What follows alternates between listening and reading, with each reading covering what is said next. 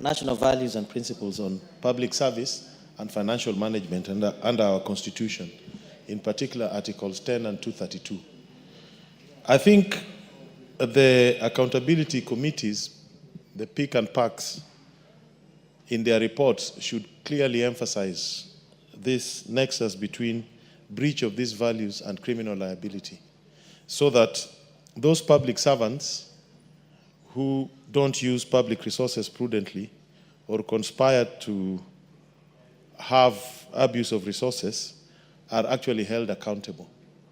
No such case has come forward, but if you read our Constitution carefully and the related legislation, actually we should be holding people criminally liable for even not processing a title deed for an institution that you are responsible for, because that is part of their core responsibility, to protect and preserve public property.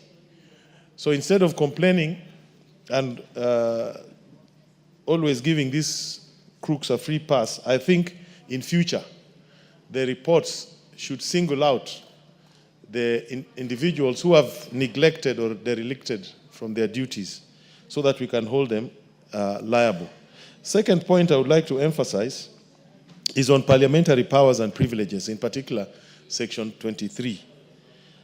No public servant, no public officer can refuse to give this House or its committees a document, a record, a report, or anything, including those state organs that are clustered as security organs. In other words, we have full powers to summon and receive any document that we require for our work. So those who have actually denied the committee access to certain documents have actually broken the law. And instead of summoning them or fining them, we should file a criminal complaint for them to be taken to court, because that is what Section 23 of Powers and Parliamentary Powers and Privileges Act says. No officer and no state organ, including the security organs, can refuse to give to this House a record, a document, a report, if we ask for it. If you look at the NHIF, the story of NHIF with respect to a project in Karen tells you how criminal-minded most of our public officers are. Billions have been spent on designs, on consultancy fees, quantity surveyors, architects, engineers, some lawyers, billions and billions, but there is not a single stone that has been laid on the ground to build the famous Karen Hospital. But billions have been spent. And that is just one example. And if you want to know how idle we apply government resources, Kenya Broadcasting Corporation has a very big parcel of land in Game where they've put their masts. It is important for aviation and communication, but there's a university in Yala which is completely without enough land to expand its activities. And I think it is time that Kenya Broadcasting Corporation figured out how to support Odera Kango, the college there for Jaramogi University, by donating some of its idle land to that university. With those, I support. Thank you, Madam Speaker. Member for Busia, are you on this? Thank you, Madam Speaker. This is what I describe in my nervous system, like walking on glass. By the time the land is transferred to an individual, land that belongs to public, before anything, we have the chiefs or the assistant chiefs, the village elders, even the community that know very well that this is public land. By the time even it reaches the land registrar's table, then finally it is transferred to an individual. Somebody somewhere should do something to raise the flag and say, no, this is public land, and refuse completely, or even the registrar himself or herself. So whoever is taking public land and turning it into a personal property, everybody in that lineage, from the quantity, whatever, surveyors, those who do the changes, should be implicated in the fraud So I think we should protect our public land, whether it belongs to NHIF or it belongs to NSSF, or we can do something else with it in future, because times are changing every day, and that land, if we don't protect it today, we will have nothing to do creativity for our nation. Thank you, Madam Speaker. There being no more interest on this motion, mover to reply. Thank you, Honorable Speaker. Honorable Speaker, allow me to appreciate my colleagues for having taken their time to read our report as a Public Investments Committee on Social Services, Administration and Agriculture, and the overwhelming input that they have enriched the report. Especially, Honorable Speaker, the suggestions by the Honorable Otienda Molo, the Honorable Kaluma, and my very good friend, the MB for Suba, who also happens to be Subas Aluyas in another destination. Honorable Speaker, what Honorable Karori has said, coupled with the two other colleagues, I will have to download the answer, Honorable Speaker, and address in the next reports, such that we have it incorporated in the future reports as they come onto the floor, Honorable Speaker. Honorable Speaker, allow me also to emphasize the issue of 333%. Is, Honorable Speaker, outright theft. That the 333%, Honorable Speaker, was not just meant for the construction of the car park. Instead, Honorable Speaker, there was so much lumping inside the figure, such that if you open up the figure, Honorable Speaker, which I want EACC to listen and take it serious, if they open up the 337%, Honorable Speaker, what you will find is that after the closure of the accounts by the public works officers, the managing director, Honorable Speaker, and then opened the books, lumped figures into the amount, and ran away with the figures, Honorable Speaker. Therefore, it's upon EACC, Honorable Speaker, to really do it. And the way my colleagues have expressed anger onto that issue of 337%, let us see the action of that happening with the follow-up of the implementation committee. Otherwise, Honorable Speaker, I'm very grateful to my colleagues, and as I beg to move to reply, wish to request that, Honorable Speaker, within the reading of Standing Order 53, subsection 3, request that you defer the putting of the question of this report. Thank you, Honorable Speaker, and I beg to reply. Very well, and your request is assented to. The putting of the question will be done in the next appointed sitting. Honorable members, next order.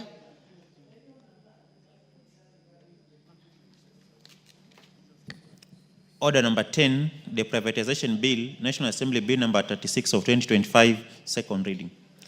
Honorable members, this order on request of the mover will be stepped down for today's sitting. Next order. Next order was to be order number 11. On the request of the mover, we shall rearrange the order paper a bit, start with order number 12, and again order number 13, then come back to order number 11. So, next order.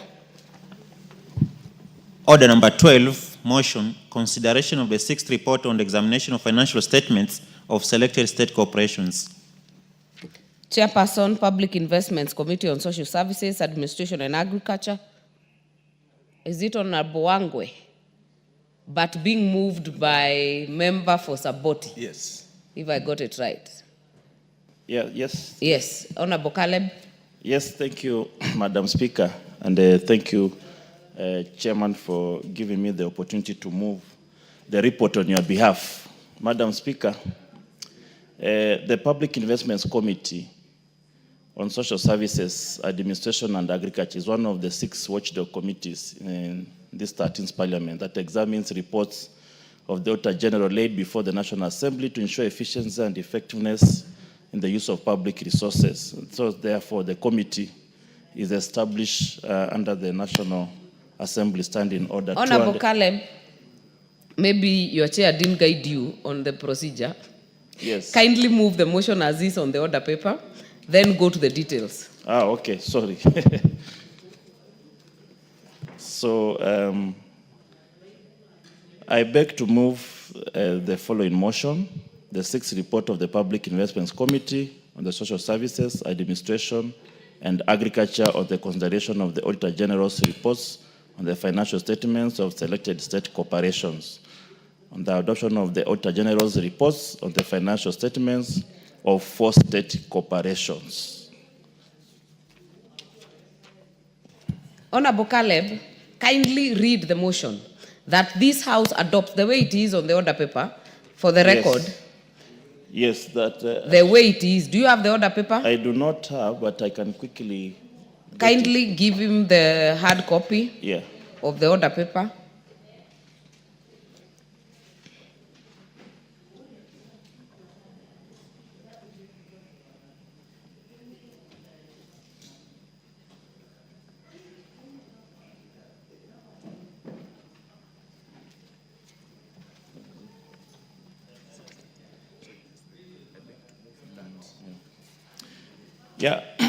Honorable Speaker, I beg to move that this House adopt the sixth report of the Public Investments Committee on Social Services, Administration, and Agriculture on its examination of financial statements of the following state corporations laid on the table of the House on Tuesday, 5th August 2025. Number 1, Agrochemical and the Food Company Limited for the financial year 2015-2016 and the financial year 2016-2017. Number 2, Kenya Animal Genetics Resources Center for the financial year 2011, 2020, 2012, and financial years 2017, 2018.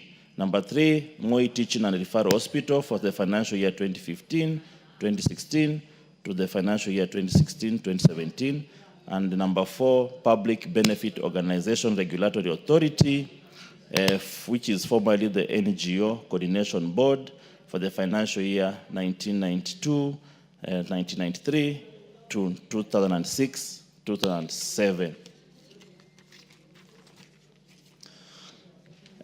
Honorable Speaker, like I said earlier, the Public Investments Committee on Social Services, Administration, and Agriculture is one of the 6 watchdog committees in the 13th Parliament that examines reports of the Auditor General laid before the National Assembly to ensure efficiency and effectiveness in the use of public resources. The committee is established pursuant to the National Assembly Standing Order 206B. Honorable Speaker, PIC with regard to the agriculture, public administration, health, and social protection sectors examines the reports and accounts of public investments, examines the reports of the Auditor General on public investments, and in the context of the autonomy and efficiency of the public investments, examines whether the affairs of the public investments are being managed in accordance with the sound financial or business principles and prudent commercial practices. This ensures the implementation of Article 229, Sub-Article 8 of the Constitutional Reports laid before the House by the Auditor General.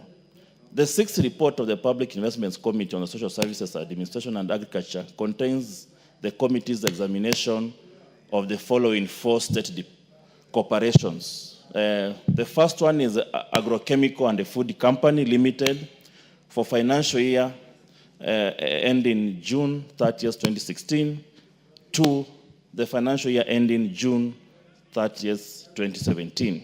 Number 2, the Kenya Animal Genetic Resource Center for the financial year 2011-2012, as well as the financial year 2017-2018.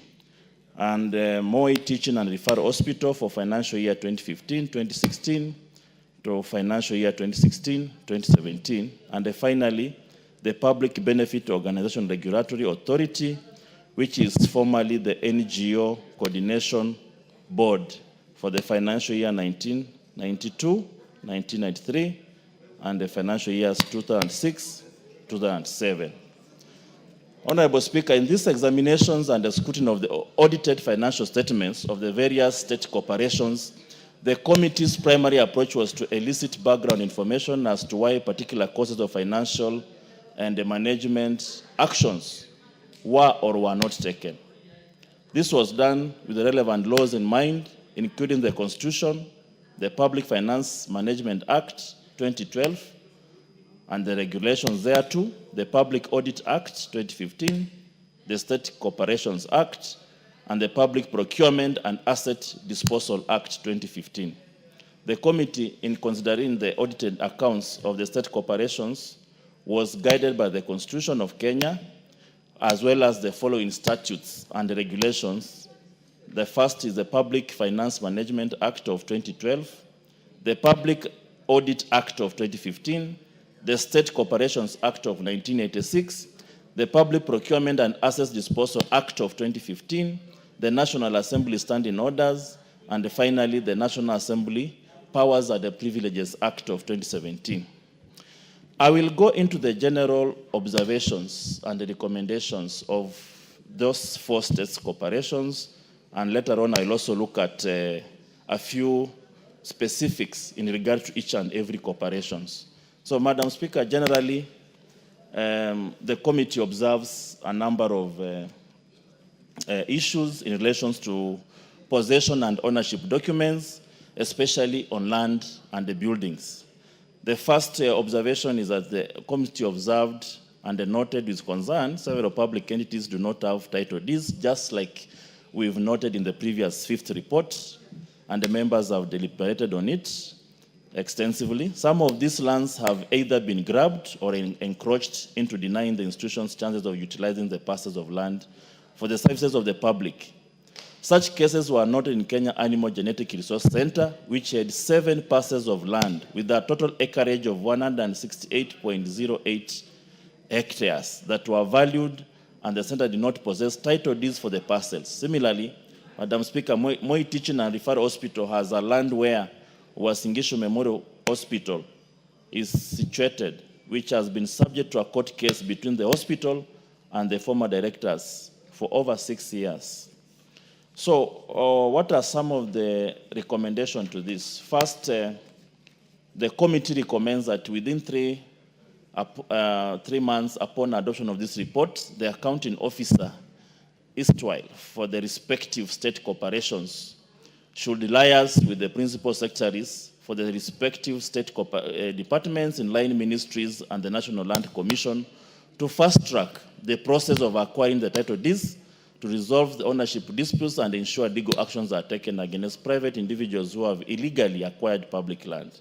The second recommendation, Madam Speaker, is that within 3 months upon the adoption of this report, the Inspector General for the Inspectorate of State Corporations, in collaboration with the Attorney General, should compile a report of all the public lands with ownership disputes in various courts and submit to the National Assembly to be used as a basis of initiating inquiries on ownership status of the public lands and repossession where applicable. Also put caveats on all the parcel of state corporations land that are in private hands. There is also, Madam Speaker, the second observation that is general to all these institutions, delay in availing documents to Auditor General. This is now a tired line that has been observed in all the PIC reports, because most of this lack of documents availing at the time of audit is across the state departments, and these have been observed as a general observation.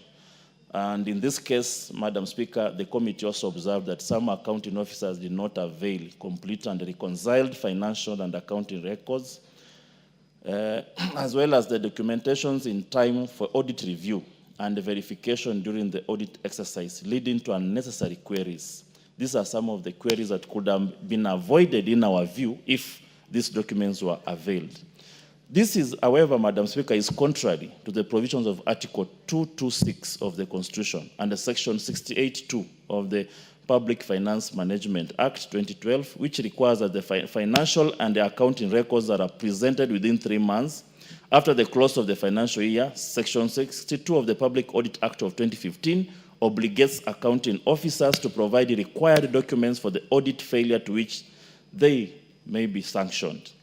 So what is the committee recommendations? The committee, in our general recommendations, recommends that the accounting officer, then, we use the word then or erstwhile to indicate this is the accounting officer who served at that particular time, should always comply with the provisions of Section 62 Cap 2 of the Public Finance Management Act of 2012 by submitting all the required information for audit within the stipulated timelines. The second observation to this issue, Madam Speaker, is the accounting officer who fails to provide the required information for audit pursuant to 62, Article 62, Sub-Article 1 of the Public Audit Act, Cap 412B, should be prosecuted for the offense pursuant to Section 62, Subsection 2 of the Public Audit Act, Cap 412B. There was also the delayed accountability of interest. This is also a common audit query across these state departments. And the committee also observed similarly that some state corporations were in breach of Section 71 of the Public Finance Management Act, Cap 412A, and the attendant regulations that require surrender of interest within 7 days upon conclusion of the assignment for which the said interest was issued.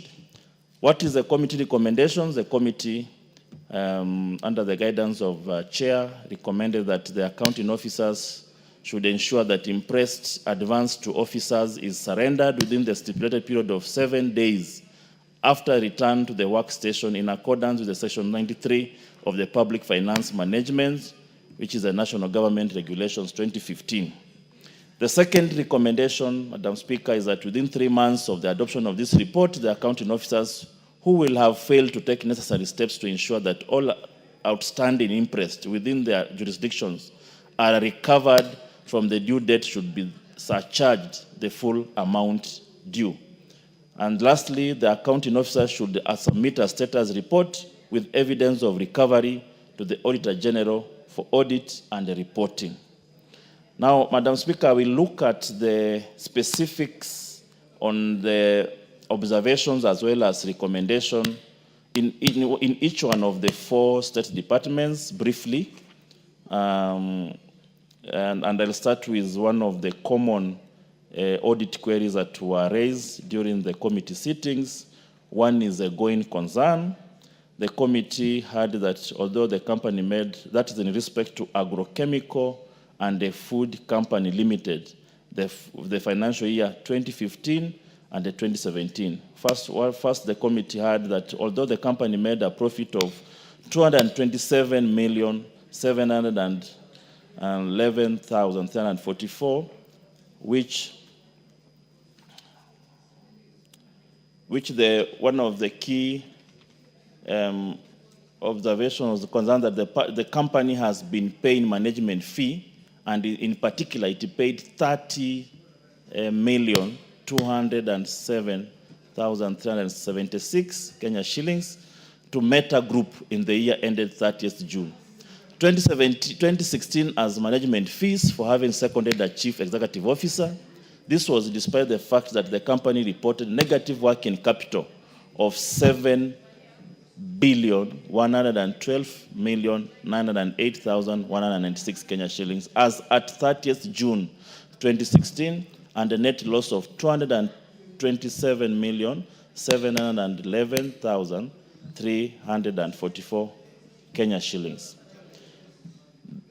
Madam Speaker, the company is currently under the privatization process, and the due diligence had been done awaiting approval. However, the process has taken quite some time. The company, therefore, is technically insolvent. So what were the committee recommendations? The committee recommended that within 3 months upon adoption of this report, the ESCC should review the operations of the company with a view to establish whether there were any improprieties in the running of the company and acquisition of the government of Kenyan loan. The ESCC should, among other things, review the historical background of the company since inception to date, the shareholding status of the company, capital contribution per shareholder, the Sierra 12, and the terms of management contract between agrochemical and the Meta Group, and submit a report to Parliament on its findings. I will go to the second issue that was common in this particular state department, state corporations, on the capital works in progress in the year 2016-2017. the committee observed that capital work in progress for projects was 13,469,200 Kenya shillings were terminated after being deemed inviable. The second observation, Madam Speaker, is that a feasibility study on the construction of new molasses preparation station was deemed to have been carried out, but eventually upon completion, the cost of implementing the project was way above the budget, hence not viable. It was not clear how this translated to inefficiency in terms of cost-benefit analysis, if at all the feasibility study was genuine and the project was implemented within the timeline. And lastly, the observation here was that the committee observed the contract documents for the projects were not provided to the committee for the review. So what are our recommendations? Madam Speaker, the committee recommends the following: that within 3 months upon adoption of this report, the ESCC should review the procurement process for the projects and the feasibility study report with the view to establish whether there were any improprieties should any officers be found culpable. The Director of Public Prosecution to take the necessary legal action. The second issue is on tax matters. Madam Speaker, the committee observed that the matter was deliberated on 21st PIC report, where the National Treasury approved the waiver of withholding tax and exempted the company from payment of withholding tax on government-guaranteed loans in September 27, 2010. However, KRA has not granted the company letter vacating the demand of the tax. Secondly, Madam Speaker, the matter had been referred to the tribunal and the judgment for setting aside the withholding tax made in favor of the company. However, there were no documents to show that KRA had vacated the demand. So our recommendation of the committee in the respect to this matter is that within 3 months upon adoption of this report, the accounting officer in agrochemical and the food company, the PS National Treasury, and the Commissioner General Kenya Revenue Authority reviews and expedite on the matter of vacating the withholding tax with a view to settling it amicably. Madam Speaker, we'll also look at the second state corporations, which is the Kenya Animal Genetic Resource Center of the financial year 2011, ending 2012, 30th June. And I'll look at the property, plant, and equipment as one of the audit queries that came about. So the committee observed a number of issues, among them the Public Finance Management Regulation, National Government Section 139, which requires accounting officers of national government to take full responsibility and ensure proper control systems are in place to safeguard the assets. Secondly, the international accounting standards, which require entities to disclose sufficient, relevant, and representationally faithful information about property, plant, and equipment to enable users of its financial statements to understand and evaluate the effect property, plant, and equipment has on the financial position, financial performance, and cash flows of the entity. Secondly, Madam Speaker, the accounting officer failed to include in the financial statements the value of parcel of land LR number 22375 and LR number 22387, or approximately 75 acres and 358 acres respectively, due to lack of ownership documents. The last observation, Madam Speaker, among others, is that the center had developed the land with investments in buildings with a net value of 328,566 Kenya shillings, as well as other developments, though the land belongs to the former Ministry of Livestock Development.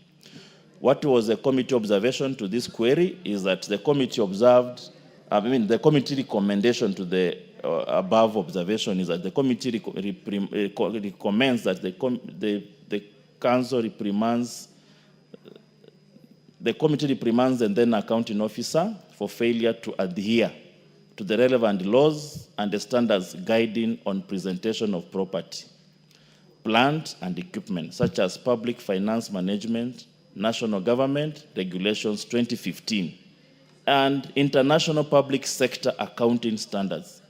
Subsequently, the accounting officer must always ensure the correct value of assets are disclosed in the financial statements. The other issue on this particular state corporation, Madam Speaker, is that we observed on the financial performance, and the committee observed, among other observations, is that the center had explored strategies to increase revenue generation or minimize operational costs in a sustainable manner. However, there was no evidence of implementation of these strategies to reverse the negative financial trend and sustain its operations in the long term. Second, Madam Speaker, committee observed that the center recorded a substantial loss of Kenya shillings 22,798,845 Kenya shillings for the year under review, a considerable decline in performance from the previous year's loss of 3,044,465 Kenya shillings, thus worsening their financial performance. The ongoing financial losses and the negative reserves could lead to liquidity challenges, inability to meet operational expenses, and a potential insolvency. What was the committee recommendation? The committee recommended the following: that the center should always ensure that receipts and expenditures are properly managed to control financial losses and the negative reserves that could lead to liquidity challenges, inability to meet operational expenses, and the potential insolvency is mitigated. I'll now go to the next issue in the financial year 2014-2015, which is now on receivables. Madam Speaker, the committee observed several issues on receivables. Among them, the staff interest amounting to 156,100 were not surrendered for over 3 months, with some as old as 18 months, contrary to regulations 93, sub 5, cap 5 of the Public Finance Management Act, which provides that a holder of a temporary interest shall account or surrender the interest within 7 working days after returning to duty station. Secondly, the center failed to incorporate in its financial statements a provision for bad and doubtful debts. Excuse me. One of the committee's recommendations to this is that the accounting officer should always ensure adherence to regulations 93(5) of the PFM Act 2015.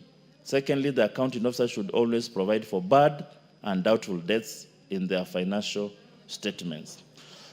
Madam Speaker, bad and doubtful debts is an accounting practice and procedure that most often are not followed. I will go to the financial year 2015 and 2016, and the committee observes the following on the receivables: that the center failed to incorporate in its financial statements a provision for bad debts, just like I mentioned above. So what is the committee recommendation to this? The committee recommends that the accounting officer should always provide for the bad and the doubtful debts as it is required by the financial acts guiding the accounting principles. There is also the issue on non-payables that was observed in the year 2016, 2017, and the committee observed the following in that particular financial year. One, that the trade and the payables amounting to 40,295,136 Kenya shillings had been outstanding for over a year. The accounting officer was in breach of Section 53(8) of the Public Procurement and Assets Disposal Act, Cap 412C, which prohibits the commencement of any procurement proceeding until certified that the sufficient funds to meet the obligation of the resulting contract are reflected in the approved budget estimates. Madam Speaker, what was the committee recommendation to this observation? The committee recommended that the committee reprimands the then accounting officer. In some paragraphs, you may use the word erstwhile to just indicate the former. It is one and the same thing. the then accounting officer for failing to adhere to Section 53(8) of the Public Procurement and Assets Disposal Act, Cap 412C. We also observed receivables from exchange transaction in the year 2017 and 2018, and these were our observation. Receivable balance amounting to Kenya shillings 8,175,186 Kenya shillings relates to debts that had been outstanding for over 120 days from CAGRI agents. Secondly, receivables amounting to 11,205,625 Kenya shillings relates to agents who had exceeded their credit limits. Further receivables amounting to 15,434,519 Kenya shillings relates to agents without credit limits and or contracts. So what is the committee recommending? The committee recommends the following: that the then accounting officer be reprimanded for giving credit beyond the agreed credit limits and giving credit to agents with no credit limits and contracts. Secondly, the committee recommends that within 3 months upon adoption of this report, the accounting officer to furnish the committee with the current status of Kenya shillings 11,205,625 relating to credits issued beyond credit limits and 15,435,519 Kenya shillings relating to credits given to agents without credit limits and or contract. There was also issues that were observed in the biological assets. Madam Speaker, just for records and maybe for the sake of those who may not know, biological assets, this encompasses assets like trees, animals, generally livestock that have economic value but reproduce biologically. So some of these state corporations own such assets, and therefore they ought to be accounted for in the normal accounting procedure. So the committee observed that the trees valued at 1,058,000 were excluded from the statement of financial position as at 30th June 2018 under biological assets, contrary to the accounting laws of 27, which requires biological assets to be recognized at fair value. The accuracy of the financial statements prepared by the center was doubtful, and the center's assets management controls, tracking, and reporting was weak. So what is the committee recommending? The committee recommends that within 3 months upon adoption of this report, the Principal Secretary, State Department for Livestock Development, in conjunction with the National Lands Commission, to fast-track the issue of CAGRI land. The accounting officer of CAGRI should value the biological assets and include the value in its financial statements. I will then go to our third state corporation, which is the Moi Teaching and Referral Hospital, and observe a few issues that are specific to these state corporations. One is on land, property, plant, and equipment. And Madam Speaker, committee observed that the audit issue had been addressed in the 21st Public Investments Committee report, where it was recommended that the hospital should expedite the hearing and the conclusion of the court case and to ensure that its assets are registered in the hospital's name. The case is also still pending in court of appeal, and the issue had been forwarded to the National Land Commission for appropriate determination. Lastly, Madam Speaker, the ownership status of the land valued at 71,037,687 Kenya shillings cannot be established till the court is concluded. Overall recommendation to this issue, Madam Speaker, is that the committee recommends that within 3 months upon the adoption of this report, the Inspector General for the Inspectorate of State Corporations, in collaboration with the Attorney General, should compile a report of all the public lands with ownership disputes in various courts and submit to the National Assembly to be used as a basis of initiating inquiries on ownership status of the public lands and repossession where applicable. There is the issue that was also observed in this organization on supply delivery and installation of patient monitors. The committee observed on this particular audit issue that the monitors were not procured through open tender. This is, of course, contrary to the requirements of Article 227 of the Constitution. This is, Madam Speaker, this is an article that gives guidelines. It is, in fact, an article that has generated the issue of the EGP, whereby the law requires competition and use of manual and both manual and electronic procurement process. And this particular law, in this case of acquiring monitors, which states that when a state organ or any other public entity contracts for goods or services, it shall do so in accordance with a system that is fair, equitable, transparent, competitive, and cost-effective.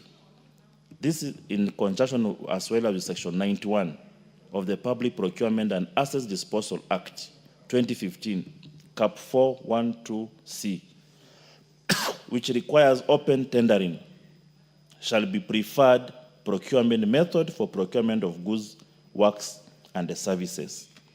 Madam Speaker, there is also the hospital did not provide a valid contract agreement signed between it and the suppliers for audit verification that was observed by the committee. Lastly, there was no justification to circumvent procurement law and the conditions prescribed for using procurement methods other than the preferred open tender were not fulfilled. It was not demonstrated why the hospital did not procedurally renew the contract. So what was our recommendation to this observation? The committee reprimands the then accounting officer for breach of Article 227 of the Constitution and the Section 91 of the Public Procurement and Assets Disposal Act.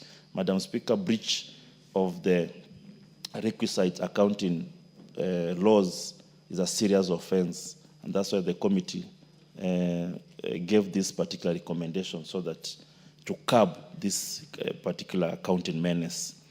We also look at the year 2016, 2017 on the encroachment of land, Madam Speaker, and the committee observed that the National Land Commission has not concluded on the legality of the occupation of the hospital land by Family Care Medical Center. It is therefore not clear how the Family Care Medical Center acquired the title deed for the land inside the boundary of the Moi Teaching and Referral Hospital. What is the committee recommending? The committee recommends that within 3 months upon the adoption of this report, the National Land Commission to expedite the conclusion of the ownership of the disputed land and submit its report to the National Assembly. The second issue is that there was irregular procurement of 64 slice CTV scan machine.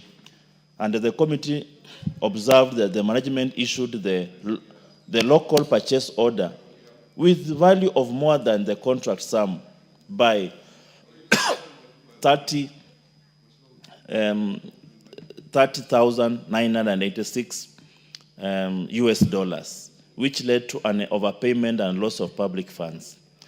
Secondly, the management did not include the procurement of the equipment in the procurement plan, and they used direct procurement method contrary to sections 91(1) and 3 and section 53(2) of the Public Procurement and Assets Disposal Act 2015, respectively.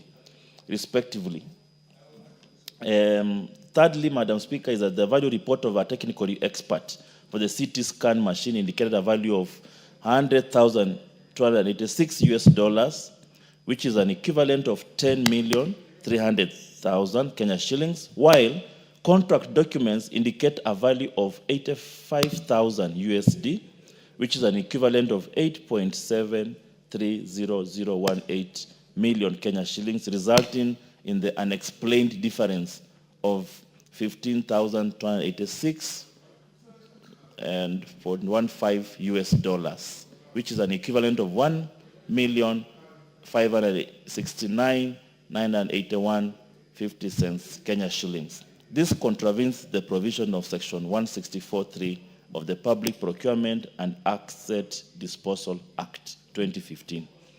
What is the committee recommending? The committee recommends that within 3 months upon adoption of this report, EACC should investigate whether the provision of the Public Procurement and Asset Disposal Act 2015 with respect to trade-in of the old CT scan machine and the acquisition of the 64 slice CT scan machine were complied with, and whether there were improprieties in the process. If any officer is found culpable, he or she should be held personally liable for the loss. Director of Public Prosecution should also initiate a legal process to recover the amount so lost from the concerned officer at the prevailing Central Bank of Kenya rates. Madam Speaker, I will go to the last state corporation, which is the Public Benefit Organization Regulatory Authority. This is the current name, but formerly it was the NGO Coordination Board. We look at the financial years 1992, 1993, all the way to 2006, 2007. What are the issues that were prominent here? There was unqualified, they were given unqualified report in the first instance. And if you look at the financial year 2000 and 2002, you'll find the committee have observed several issues. Among them, the board was issued with an unqualified report for the financial year 2000 and 2001. Unqualified report is one of those audit rating parameters of audit reports. And then the committee now recommends the accounting officer should continue upholding the sound financial management practices. The committee also looked at the financial year 2001, 2002, and observed irregular donations. The board irregularly incurred an expenditure of 129,000 in respect of donations for Harambes and funeral expenses, contrary to Section 12 of the State Corporation Act, Cap 446. The committee recommends, therefore, the accounting officer should at all times comply with the requirements of Section 12 of the State Corporation Cap 446. There was also an observation in years 2003, 2004 on unqualified report, and the committee observes that the board was issued with an unqualified report for the financial year. So we recommended that the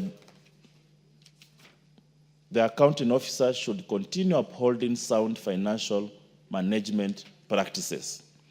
Madam Speaker, the year 2004, 2005, also the committee observed on the unqualified report, and the board was also issued with an unqualified report like in the previous year.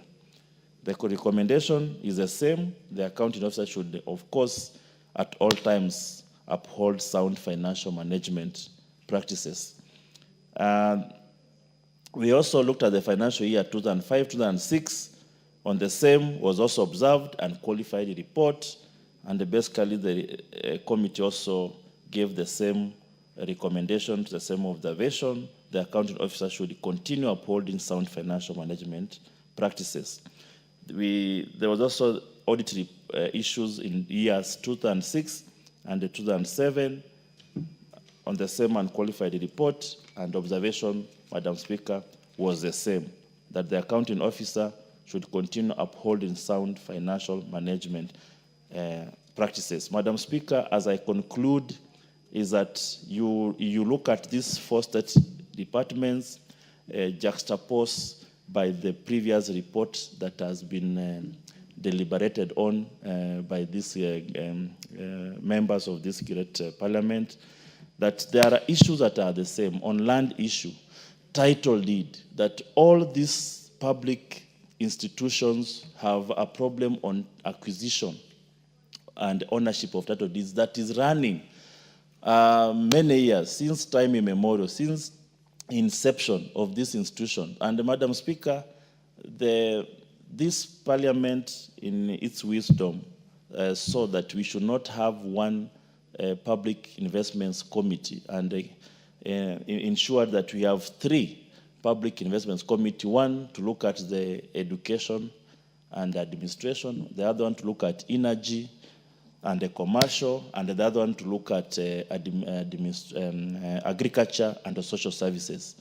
This was in fulfilling of some of these reports that have been pending before this House for many years. Audit reports by law are supposed to come to this House, Madam Speaker, within 3 months of audited.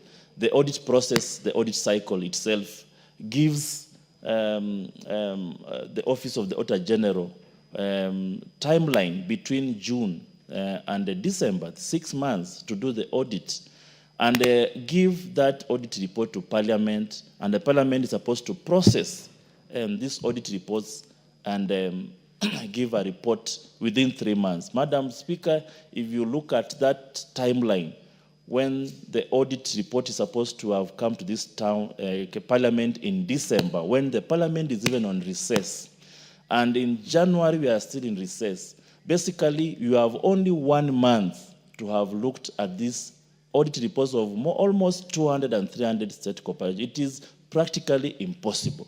And this is what has condemned some of these reports to be long overdue. They have not been looked for a long time. We are looking at audit reports of state corporations for years running from 1992, before even the Vice Chair was born, Madam Speaker, that we are... I actually wanted to note that some of these statements are from before you were born. Exactly. Yourself. Some of these reports have been here before I was born, Madam Speaker. Where will you even get the Eastwhile accounting officers to come and respond to some of these audit queries? Then directors, my managing directors, there are no available documents to even peruse and come and decipher and to help the committee know the truth about the loss of public funds. So these issues that have cut across, Madam Speaker, from the land ownership, from the lack of documents, it stems from the fact that we've delayed these reports for far too long, and that's why one of the general recommendations by this committee, and I know my members will attest to this because this is a frustration by our committee, that we must fast track, we must look at the law, we must amend the law where necessary to allow efficiency in looking at audit reports by this Parliament. Otherwise, we'll be hurried to bring reports within 1 month, or even if we do, and bring these reports and have cut across the specific time period that is laid out in law and standing orders, Madam Speaker, we've been taken to court before. People who are highly recommended to be taken action by the EACC, they take this Parliament to court, basically because the report came out of the time period laid out. So these are some of the general lamentations of the committee, that this House needs to help the committee to amend the law where necessary, to help the committee under the leadership of Honorable Wangwe, the chairman, is one of the, I think we are rated highly in last year in terms of efficiency and effectiveness. So we are daring to go, we are jeering, we are ready, but we must be helped where necessary by the Parliament to amend laws to help us bring the culprits to book, and also enable the EACC and the DCI to put actions to these culprits. And also, Madam Speaker, the Committee of Implementation will also be helped because there is too much work that goes there. So for us to keep on, put filing and piling work at the Committee of Implementation, something needs to be done so that they are also helped in a way that their work is efficient. Madam Speaker, with those few remarks and without much ado, I'll request Honorable, my chairman, Honorable Wangwe, to second, if you don't mind. Honorable Wangwe, I'm not sure of the few words, but you have the floor to second. Thank you, Madam Speaker, for giving me the opportunity to have those long words. Thank you, Honorable Speaker. Honorable Speaker, allow me to second this report and make a very, very light comment on the Vice Chair who has ably moved this report while I was listening. Honorable Speaker, allow me to congratulate the Vice Chair for having graduated a few days ago with his Master's in International Relations and top class from one of the very greatest universities in this country. It's important that, Honorable Speaker, you always have someone who can take over the mantle when time comes. And you test him, and you can see what he has done. It's commendable. He has delivered the... Are you saying that Honorable Caleb has only done this because he recently graduated? I've congratulated him, Honorable Speaker, and allow me to extend it as the chair of the committee and as a friend. That, Honorable Speaker, to graduate with a master's is not easy, which I did quite some time back, and I've always been encouraging him that it's important to be acquainted. It's not just an issue of being a politician, but, Honorable Speaker, being a scholar in a politician, which I do congratulate him and accord him the necessary salute, Honorable Speaker. Back on this report, Honorable Speaker, I just have a few issues that I want to reiterate. Especially, Honorable Speaker, there is an issue that came up in the administration of one corporation, agrochemical and food company. Honorable Speaker, this is a company whose management is between the government of Kenya and the Meta Group of companies, Honorable Speaker. The Meta Group has appointed the CEO, and, Honorable Speaker, the company is, you cannot really put it as a cooperation between Kenya government and the Meta Group. How you cannot put it, Honorable Speaker, is because whereas they borrowed, the corporation borrowed money from the Kenya government, the money has been paid back by the National Treasury. But in the books, Honorable Speaker, the money is still showing a huge debit in the books. So what does it mean, Honorable Speaker? What it means, when you are doing your trading account, Honorable Speaker, each month in, month out, the company is making profits. But the company is unable, Honorable Speaker, to declare dividend to the national government because, Honorable Speaker, when they load onto the management accounts, into the final accounts and make the balance sheet with the loan, it wipes out all the profit. So, Honorable Speaker, year in, year out, Kenyans are losing money in form of dividends to the exchequer just because there is a loan which was extended to this company that has not been cleared in the books. I want to call upon John Mbadi, FCPA now, that Honorable John Mbadi come into the presence of this corporation, clean the books, so that, Honorable Speaker, this money cannot be wasted. You find the expert in the name of the CEO is earning a lot of money and taking money back to Uganda. But, Honorable Speaker, the Kenyans who are supposed to be paid dividends in form of dividends to exchequer is not coming forth, Honorable Speaker. It defeats logic of investing in such a corporation. Yet, Honorable John Mbadi, you are such a special person, academically gifted, and you can come into the aid of this corporation. Honorable Speaker, I want to comment on the issue of Moi Teaching and Referral Hospital, where one of the properties, Honorable Speaker, is encroached by Uasin Gishu Hospital. And, Honorable Speaker, the tussle has been on for 6 years. But nobody seems to be concerned that there is an issue. The land belonging to Moi Teaching and Referral Hospital must revert back to the hospital. And if there is any kind of encroachment, Honorable Speaker, it must be formalized. The relationship between Moi Teaching Referral Hospital, Honorable Speaker, and NHIF is playing in this report, Honorable Speaker, where NHIF extended the credit to Moi Teaching and Referral Hospital in form of assets. But what happens? When you look at the books of NHIF, Honorable Speaker, and look at the books of Moi Teaching and Referral Hospital, Honorable Speaker, the same transaction, different positions. What does it mean, Honorable Speaker? One entity is not speaking to the other. Therefore, it calls upon, Honorable Speaker, the relevant ministries to make sure they align what is happening when it comes to extending the credit. Yes, NHIF played its role and said it's allowed to give credit through the ministry to Moi Teaching and Referral Hospital. But when it comes to bookings, in the books of Moi Teaching and Referral Hospital, Honorable Speaker, the figures are not the same. I feel, Honorable Speaker, those are issues which we need to highlight, bring them to this House, so that this House, Honorable Speaker, can seize it off. Honorable Speaker, finally, as I beg to almost conclude, is the issue of biological assets. What is the implication, Honorable Speaker, of not booking assets into the financial statements? It means, Honorable Speaker, you are overstating your books. You are cheating the people that your books are healthy. Yet, Honorable Speaker, what you are showing is not the true and fair position of your financial status, Honorable Speaker. KAGRIC, Kenya Agricultural Animal Genetics Resource Center, Honorable Speaker, did not consider biological assets, yet, Honorable Speaker, they had all the ability to value and determine what is it that is in their form of biological assets.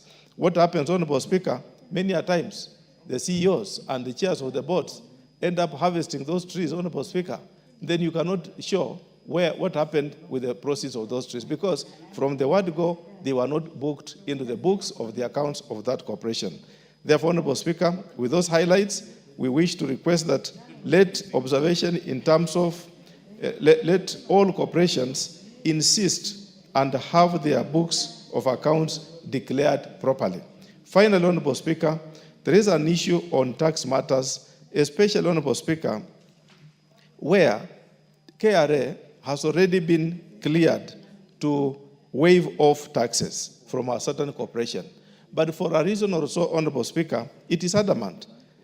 This report, Honorable Speaker, refers to the 21st report of PIC last Parliament, Honorable Speaker, where the National Treasury approved the waiver of withholding tax and exempted the company, which is Agrochemical, Honorable Speaker, from paying withholding taxes on government-guaranteed loans. Honorable Speaker, they have not effected. What is the problem? Why is it that KRA cannot listen to the National Treasury? Why is it that National Treasury, upon issuance of such a document, KRA cannot own it up, cannot honor and waive the necessary tax, as long as, Honorable Speaker, the main government basket is held by the National Treasury, not Kenya Revenue Authority. Therefore, I feel, Honorable Speaker, this is defiance by public officers, and they should be called to order that if National Treasury has made a request, let that request be respected. And for that matter, Honorable Speaker, it keeps on that the declaration, the financial position of this state corporation appears in zigzag. It is not a true and fair position as stated by the Auditor General. And I want to agree with the Auditor General's position, Honorable Speaker, that this matter should be resolved.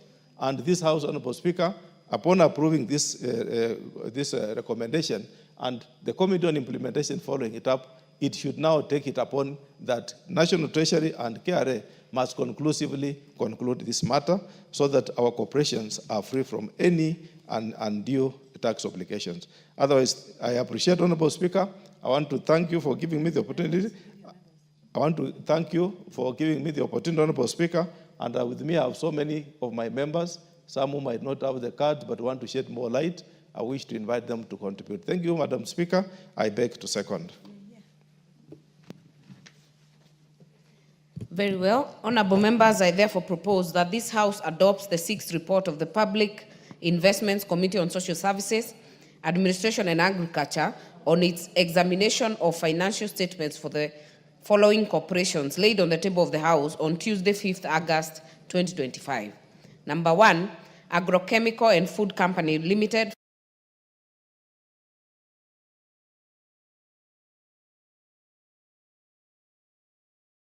Resources Center for financial years 2011-2012 to 2017-2018. Number 3, Moi Teaching and Referral Hospital for financial year 2015-2016 to 2016-2017.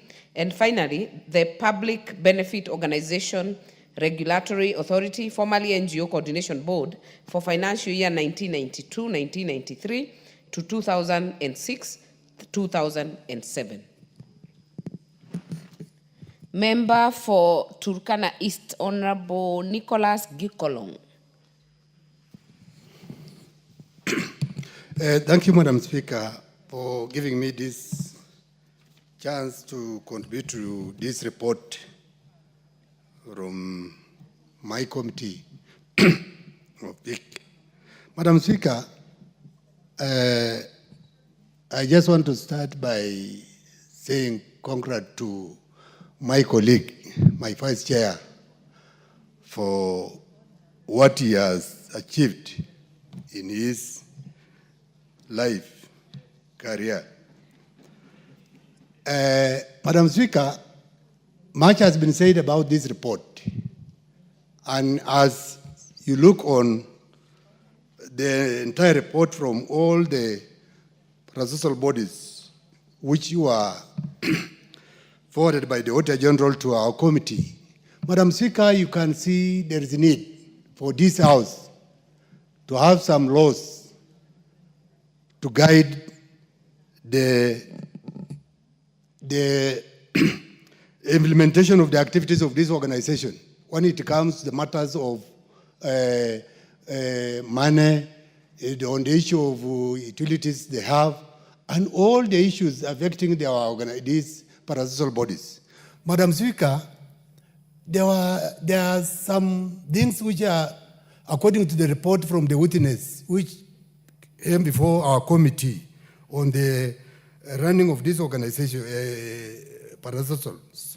Madam Speaker, you find that there are so many delays in giving of the document needed by the Auditor General on matters of finances of this organization. And therefore, there is a need to have laws which can go a long way with this organization in the running of the entire work of these parasocials. Madam Speaker, as you can see, there were issues which were raised by the witnesses when they came before the committee. Some of those witnesses give some evidence which it was not even supposed to be mentioned there. It is just a lack of some of these guys having information which it's supposed to be used in giving services to the common wananchi when they are dealing with them. When we were trying to take the witness through these reports, you find that some of these officers, they were not even having the basic of on the way the parasocial they are supposed to run. So there is a need for these reports, according to the recommendation of our committee, to this House to adopt it so that we can use the recommendation to strengthen the running of these parasocials, for them to continue giving services to the people in the right way. Madam Speaker, when you look on some of our recommendations, some of them, they are edging back to, as my vice chair said, sometimes back. Some of the things some of the crimes, they were committed just because there were no laws to govern the entire process of finances. And that's why our committee, they have given so many recommendations on the issue of finances, how it can be run, how the supplies, how supplies can be delivered, in the solution of some properties, when it comes to infrastructure, when it comes to land, when it comes to so many things, as the report, as you can see from the report from the committee. Madam Speaker, just to end my contribution, Madam Speaker, you can see if we can look on the issue of how the reports the information it was received from the witnesses. The witnesses, some of them, they were giving the reports which lack guidelines. And that's why we have recommended that it is good for this House to adopt these reports so that the recommendation can assist our parasocial to run all of our parasocial in the country so that they can deliver good services to the people of Kenya. Thank you, Madam Speaker. I support the report. Very well. Member for Mandera, Honorable Umulher. Thank you, Madam Speaker, for giving me this opportunity. And as a member of this committee, I do not take this lightly. Honorable Speaker, I want to speak about things that are cross-cutting on the report, like unavailability of documents to the Auditor General. And it looks like these accounting officers are actually notorious when it comes to this, because when they appear before us, these are issues that they cannot even explain. And we need action to be taken against this. Madam Speaker, the other one is on agrochemical and food company, as the chair has said. This is a convoluted system of management where the CEO was seconded from Meta Group of companies in Uganda. And we don't know what he's doing here because the company is loss-making. And that is actually a burden to the shareholders and the taxpayers. The other issue is on land. Surprisingly, even the report that was here before, I think 2-3 months ago, those were just issues to do with land. We have institutions that have developed the land and they have no title deeds. Either they are in court tussling with other institutions, like Wasingishu Hospital and Boy Referral and Teaching Hospital. We need the CS and the PS for lands to appear before this House and explain the status of public institutions' land and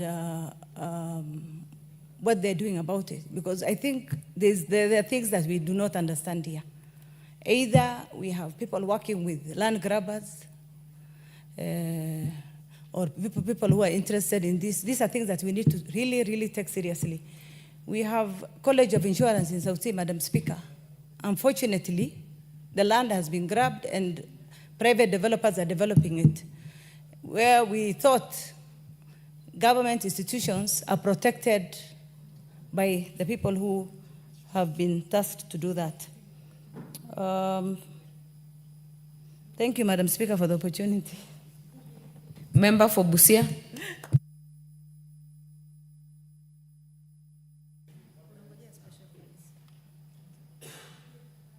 Are you on this, Honorable Omanyo? I'm waiting for special funds. The next one, eh? Yeah. Honorable Mary Emase, where is your card? Why are you lifting your hands? Give Honorable Emase the mic.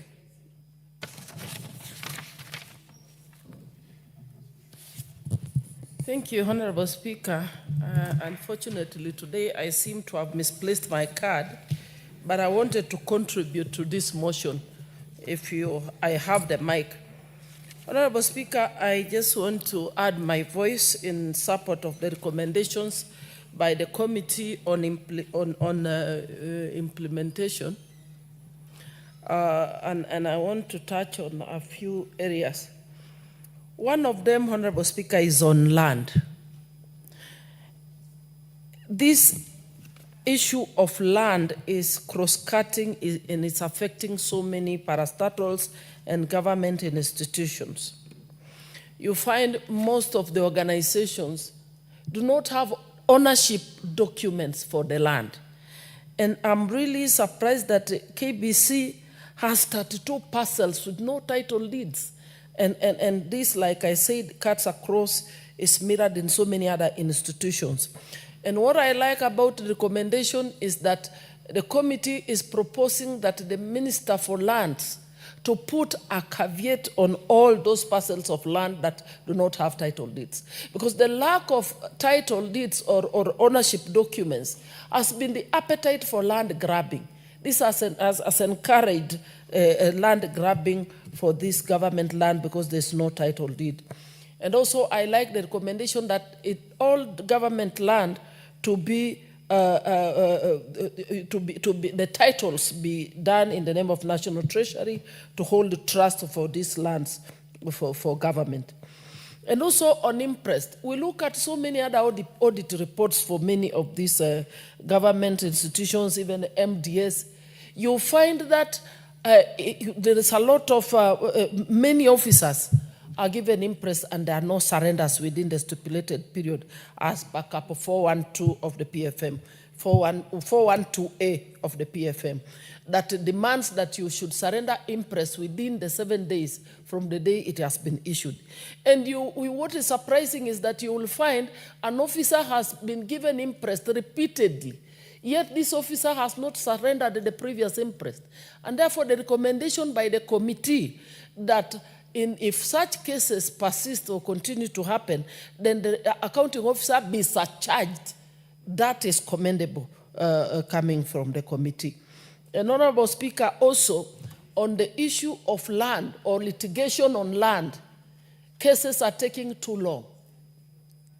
And therefore, I think the committee should even have recommended that the Cabinet Secretary for Lands to liaise with the Chief Justice so that these cases can be fast-tracked and be concluded to allow for registration for this institution to be able to acquire ownership of these lands.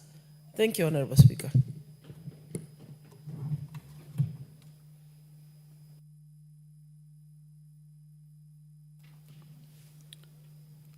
Honorable Catherine Omanya, you want to contribute to this? Okay, these controversial land issues should be concluded very fast. I was waiting to contribute on special funds. Okay. Yeah. Honorable Caleb Luyai wants to contribute to this. Is that Honorable Beatrice? Beatrice the mover. Honorable Beatrice, you want to contribute to this? Yes, yes. Yeah, proceed. Mr. Speaker, sir. Proceed. You are the last contribution because after you there is no interest, shown to debate this matter further. The mover should be ready to reply. Proceed. Okay, thank you, Honorable Speaker. And first, I want to appreciate the committee's report on the adoption of the Auditor General's report on the financial statements of these state corporations. Honorable Speaker, I want to specifically talk about the issues of land. That I can say is so emotive. Land in this country means a lot. And especially in the Rift Valley where I come from. So when looking at issues of land here, looking at the Moi teaching and referral, I realize that the cases of title deed has not been sorted. And especially, Honorable Speaker, that court cases take very long. I want to really appreciate the committee's report, but at the same time, ask that the title deed or the cases about the title deeds that are pending in court should be done very fast. It should be concluded so fast so that the concerned corporations will be in a position to use the land as it is required. We have the National Land Commission. Honorable Speaker, as much as we appreciate what they do, I'm not happy with the fact that they take, maybe the cases in court take very long.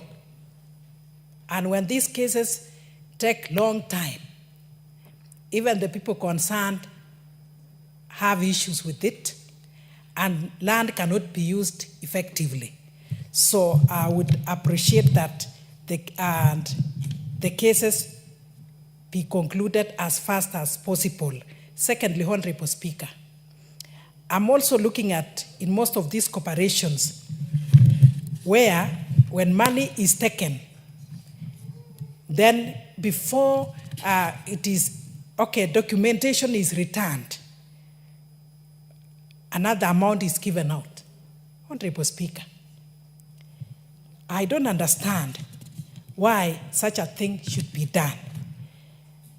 This interest, when it is delayed or not accounted for, it becomes an issue. And some of them even can lose the receipts. I've seen of cases where staff in many of the companies are deducted from because they lost the receipts or they didn't actually give out the interest. So I would actually ask that it should be surrendered within the stipulated time, which is 7 days.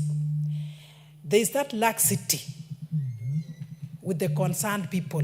If maybe the officers forget or they take long to surrender, the concerned officers or the concerned, maybe the accounting officers should make sure that maybe their employees and give out or surrender the interest.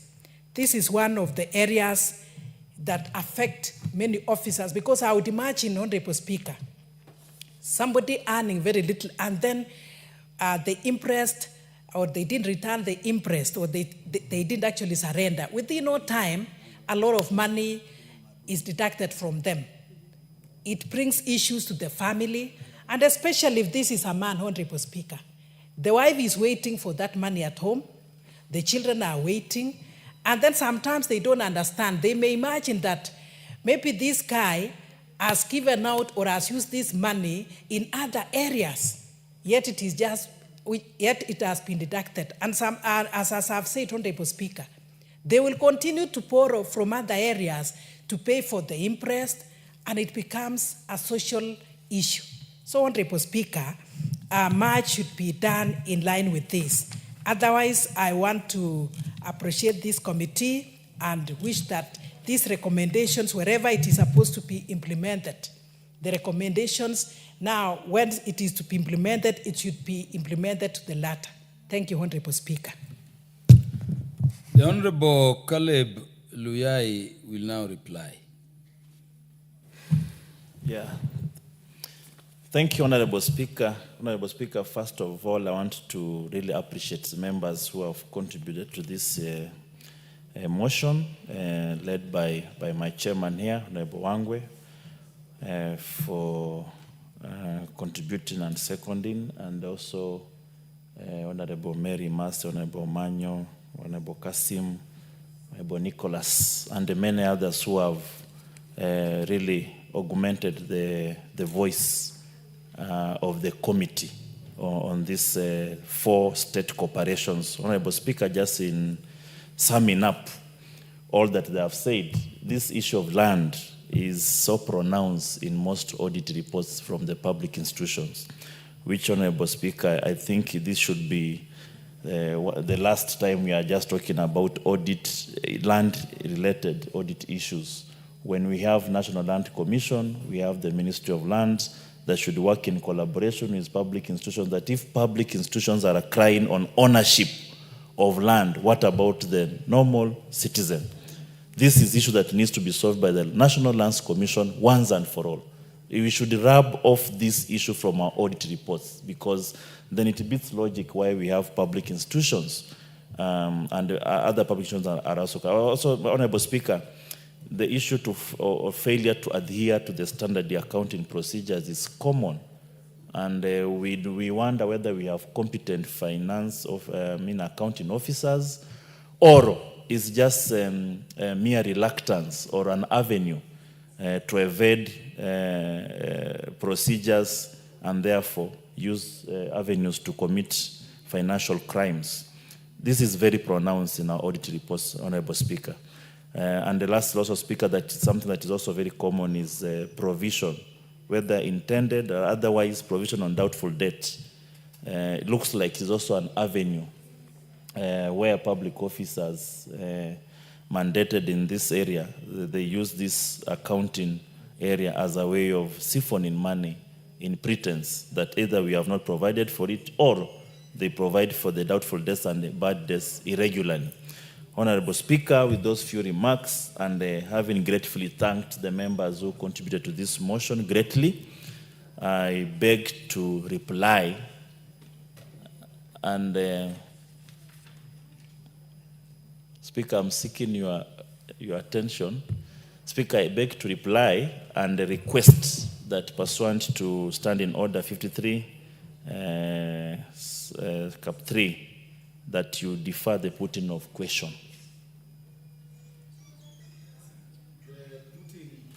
Of the question to motion under order number 12 is deferred to the future. Thank you, Honorable Speaker. We revert to order number 11. Please call order number 11. Order number 11, motion, consideration of the report on the examination of financial statements for the Water Sector Trust Fund. Is the mover now ready? The Honorable Fatuma, proceed. Thank you, Honorable Speaker, for this opportunity. Honorable Speaker, I beg to move that this House adopts the following audited financial statements for Water Sector Trust Fund for the financial year 2018, 2019, 2022, 2023. Honorable Speaker, the committee received oral and written submission from Mr. Willis Ombai, the Chief Executive Officer, Water Sector Trust Fund, regarding the audited financial statement for the financial year 2018-2019 to 2022-2023. The submission formed the basis of the committee observation findings and recommendations. These are also contained in the minutes and answered reports of the committee proceedings.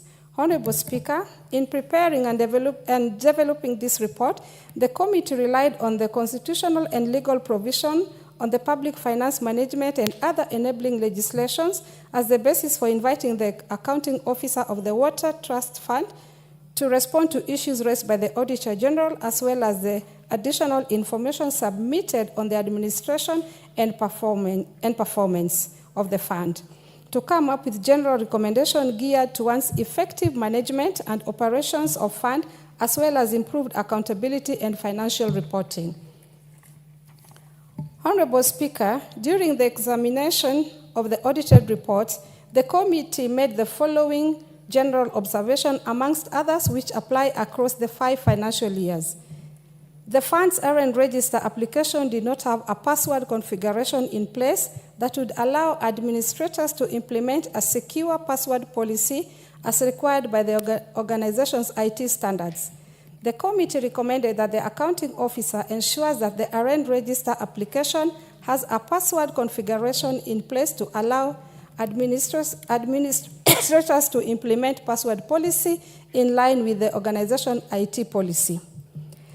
The fund incurred expenditure for the installation of a system to support operations of water service providers, but this was done without evidence of approval for reallocating resources as required under the grant framework.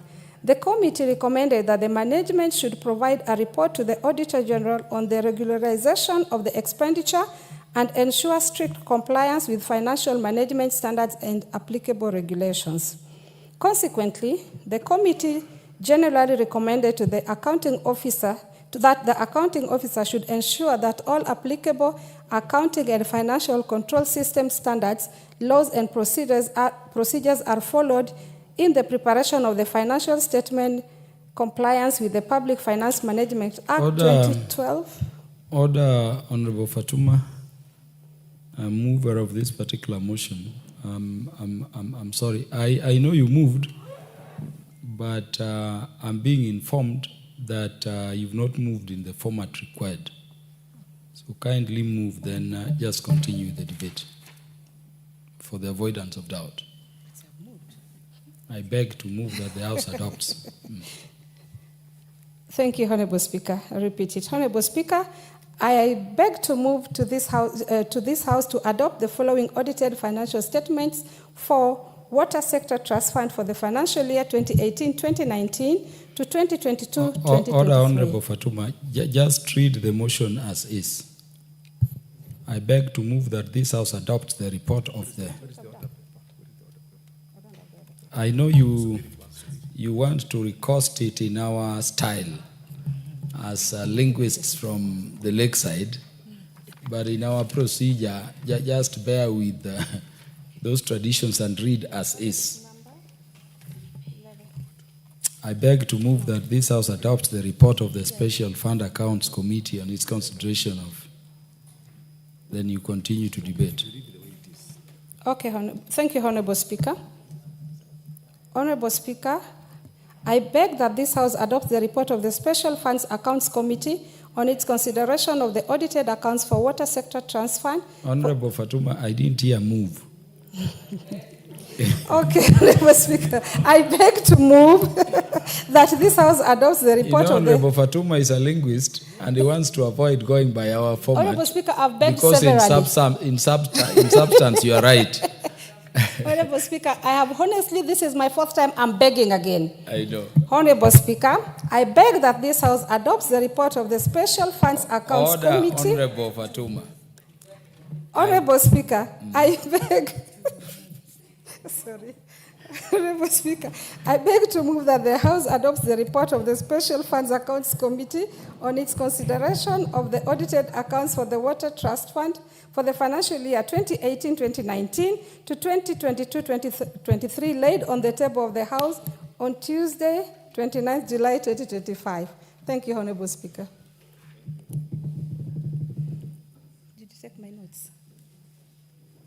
Sorry. Honorable Speaker, can I move to where I was or I have to start afresh? Thank you, Honorable Speaker. Honorable Speaker, the fund incurred expenditure for the installation of a system to support operations of water service providers, but this was done without evidence of approval for relocating resources as required under the grant framework. The committee recommended that management should provide a report to the Auditor General on the regularization of the expenditure and ensure strict compliance with financial management standards and applicable regulations. Consequently, the committee generally recommended that the accounting officer should ensure that all applicable accounting and financial control system standard laws and procedures are followed in the preparation of the financial statement in the compliance with Public Finance Management Act 2012 in accordance with the standard prescribed by the Public Sector Accounting Standard Board as per the regulation. The Honorable T.J. Kajuang, what is out of order? Mr. Speaker, the member for Migori is armed with very good notes. Yes.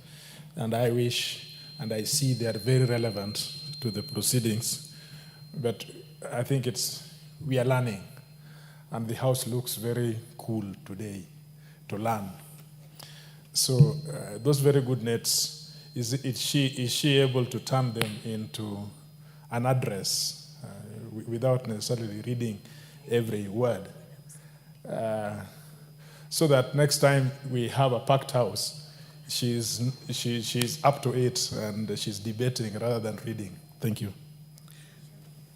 Honorable Kajuang, I have not seen the Honorable Member for Migori read anything.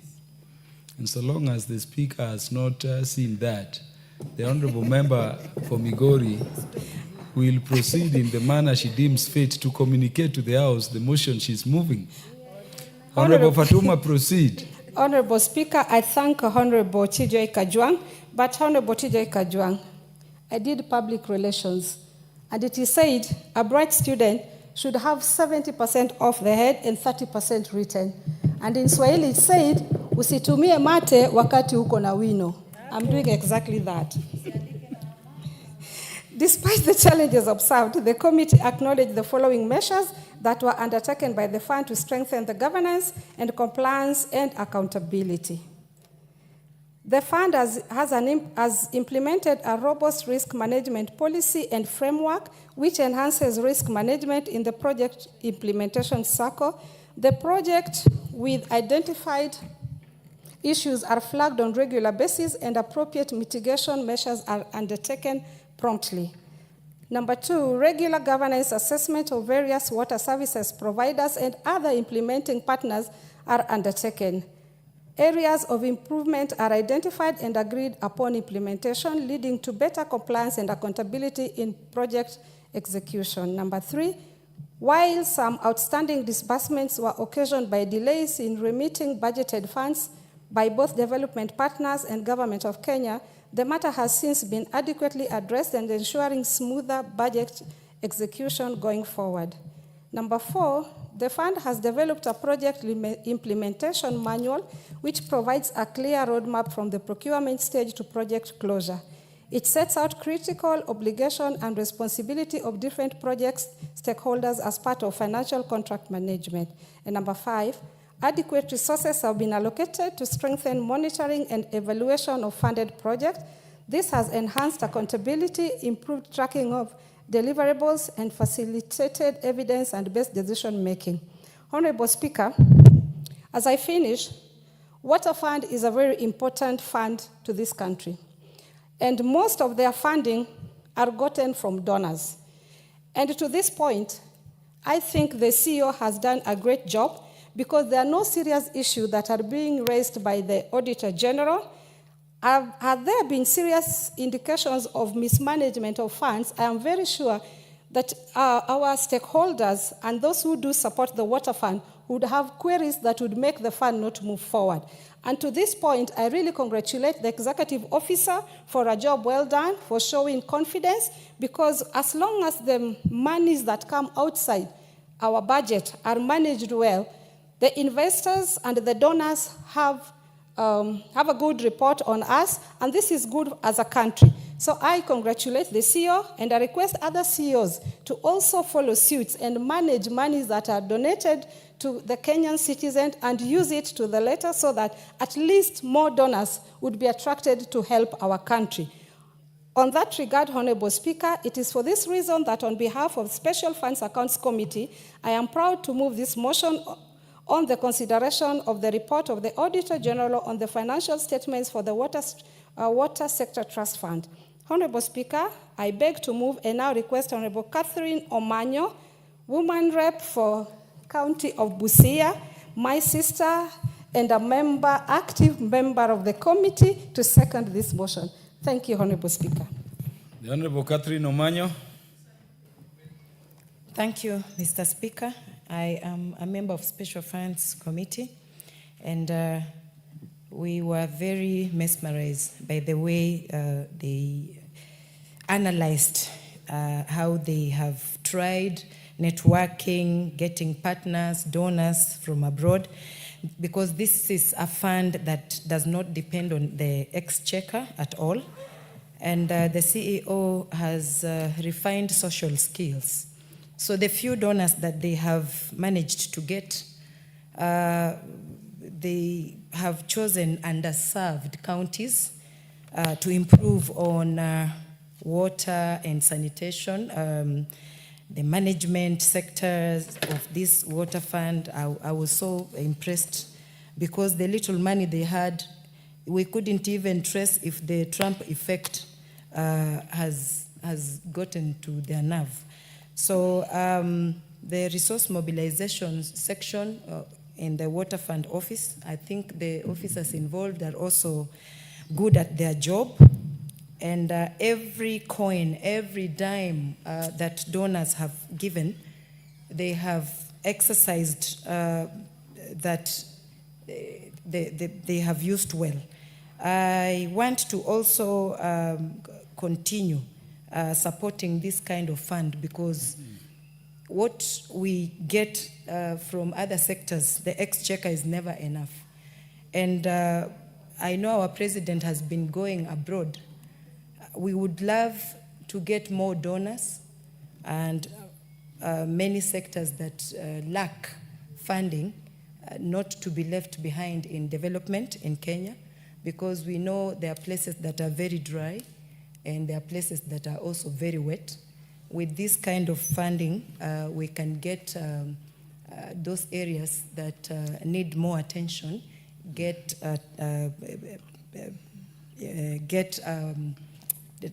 done well. Like now floods, we can get irrigation happening there, and in the drought, we can preserve water or harvest water to just make sure that no Kenyan in our land suffers. What others get, they should also get.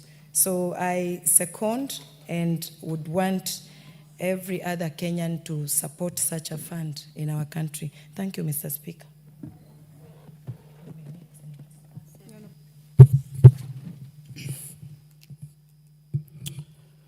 Honorable members, I now propose the question that this House adopts the report of the Special Funds Accounts Committee on its consideration of the audited accounts for the Water Sector Trust Fund for the financial years 2018-2019 to 2022-2023, laid on the table of the House on Tuesday, 29th July 2025.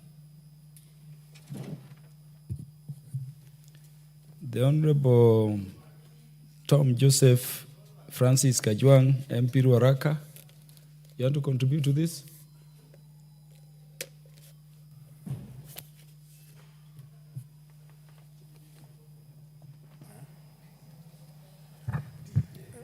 I think my console was on my point of order, but I cannot miss something to say in support of this motion. I want to first congratulate the mover and her committee for doing what this House is meant for. This House works in committee to oversight the agencies, and that oversight role perhaps is the most important, as I see it, to keep the executive in check in terms of being watchdogs. I have listened to the mover move her motion, and seconded by a very senior member of that committee.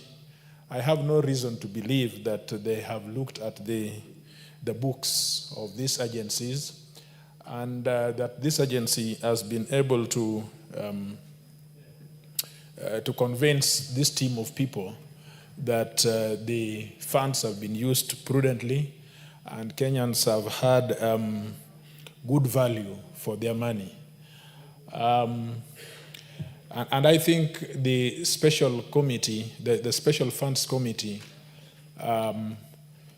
is seized of its functions because were it to be on the contrary, many of these agencies would just pass us by without coming to this House and telling Kenyans what they've done with the money. I am proud when a committee such as this lays a report before us and discusses it with the country as National Assembly assembled, that then members of the country are able to see what significant proposals there is.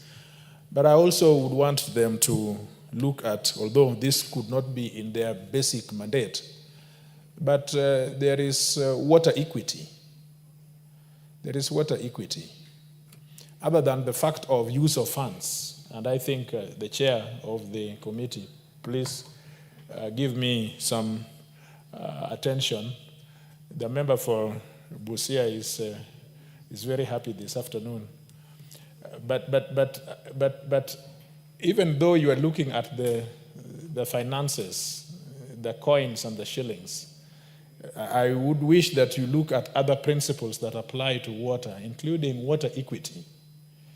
There are some parts of this country that goes without water at all, and there is no disbursements at all, whether by the donor community or GOK through the consolidated fund.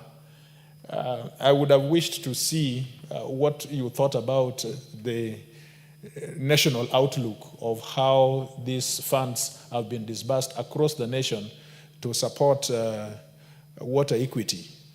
I know in Migori, where this member comes from, it's very interesting that it abuts the shore, the water shore. But just near the water shore is almost a desert. Just the intervening, the buffer, intervening the water itself is almost a desert. Thimlich, Ohinga Thimlich, is one of the driest places you can find, and it is meters from the lake itself. You know, Thimlich is You will ask the member for Migori. For the avoidance of doubt, that is not speaking in another language. Thimlichoinga is a noun.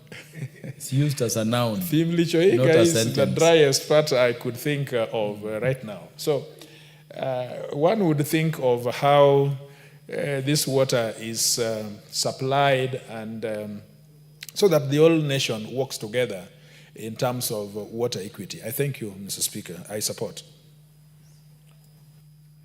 The Honorable Emmanuel Wangwe. Thank you, Honorable Speaker. Honorable Speaker, allow me to appreciate the mover of this audit report on the Water Sector Trust Fund, and thank also the seconder, none other than famously known as Kipepeo in another world of politics. But for the purpose of this, the great member of Busia. Honorable Speaker, the mover did indicate two things which are very fundamental in business establishment. The issue to do with management, and Honorable Speaker, there is a scholar who said this, that numbers don't lie. Once numbers have spoken, they don't indicate any mishap. It's upon you, the reader, to lie, not the numbers. Therefore, Honorable Speaker, by virtue of the mover indicating to us that this organization has established itself well, she has put us to think in this manner, that planning, Honorable Speaker, is the only way. If you fail to plan, Honorable Speaker, you've identified yourself with planning to fail.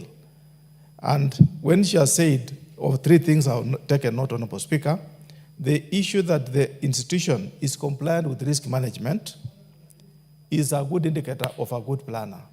An organization, Honorable Speaker, that is ready to receive donors' money, implement donors' money, and give a report on what they borrowed that money or why they received the money in form of a donation, and they are able to relay both in framework in terms of numbers or in terms of written language. Honorable Speaker, the mover also indicated to us that the institution is clean and clear of project implementation manual. Honorable Speaker, when you look at, from my audit side, Honorable Speaker, the review we have seen, we've always insisted to agencies to give us the project implementation manual. Honorable Speaker, it never comes. A building that was established in the year 2008, Honorable Speaker, is still drawing resources from the exchequer.